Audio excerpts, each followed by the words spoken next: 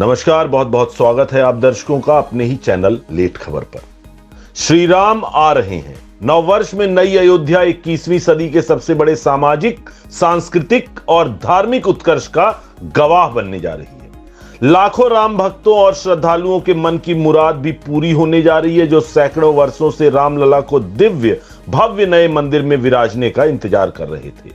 अयोध्या दिन रात संवर रही है, सज रही है। प्रधानमंत्री नरेंद्र मोदी जब रामलला के बाल रूप की प्राण प्रतिष्ठा करेंगे, तब यह अवसर न सिर्फ इस धार्मिक नगरी के लिए आध्यात्मिक दृष्टि से उत्कर्ष का होगा, बल्कि अवध की अर्थव्यवस्था का बड़ा आधार बन जाएगा। अयोध्या ने सदियों तक अपमान की पीड़ा झेली है, अपने आराध्य के मंदिर को लुटते, टूटते और मस्जिद में बदलते भी देखा है। तुष्टीकरण का दंश झेला है, राम भक्तों को गाली और गोली खाते भी देखा है। श्री राम को काल्पनिक कहते सुना है, नहीं दरिद्र को दुख नहीं दीना वाली अयोध्या में वर्षों बेबसी के बाद वैभव, समृद्धि, उत्कर्ष और उल्लास के दिन लौट रहे हैं। ऐसा लग रहा है कि मानो भगवान राम स्वयं आ रहे हैं। देश की जिस तरह की राजनीति थी, कभी लगता नहीं था कि मंदिर बन भी पाएगा। वोट के लिए, तुष्टीकरण के लिए हिंदुओं की अस्मिता को झकझोरने वाले फैसले किए गए।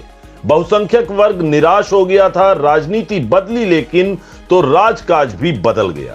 आज की अयोध्या बदली राजनीति का सुफल है। यह सबको आगे बढ़ने, अवसर देने और सबको अपने में समाहित करने वाली अयोध्या के रूप में विकसित हो रही है।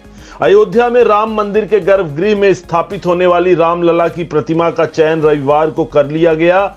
आपको बता दें, 29 दिसंबर शुक्रवार को ही बैठक के बाद श्री राम जन्मभूमि तीर्थ क्षेत्र ट्रस्ट के सभी सदस्यों ने 3 प्रतिमाओं पर अपना मत लिखित रूप से महासचिव चंपत राय को दे दिया था।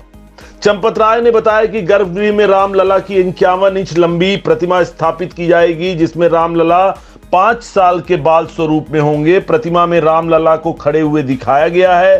प्रतिमा ऐसी है जो राजा का पुत्र लगे और विष्णु का अवतार लगे। गर्भगृह में रामलला कमल के फूल पर विराजमान होंगे। कमल के फूल के साथ उनकी लंबाई करीब 8 फीट की होगी। सूत्रों की माने तो नीले पत्थर से रामलला की प्रतिमा तैयार की गई है। मूर्तिकार योगीराज की बनाई प्रतिमा का चयन किया गया है। बताया जा रहा है कि रामलला की 3 प्रतिमाओं का निर्माण 3 मूर्तिकारों गणेश भट्ट, योगीराज और सत्यनारायण पांडे ने 3 पत्थरों से किया है।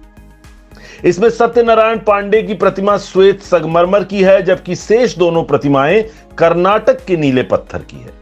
इसमें गणेश भट्ट की प्रतिमा दक्षिण भारत की शैली में बनी थी। इस कारण अरुण योगीराज की प्रतिमा का चयन किया गया है। प्राण प्रतिष्ठा महोत्सव को ऐतिहासिक व अद्भुत बनाने के लिए देश के 5 लाख गांव में पूजित अक्षत वितरण की शुरुआत अयोध्या से की गई है।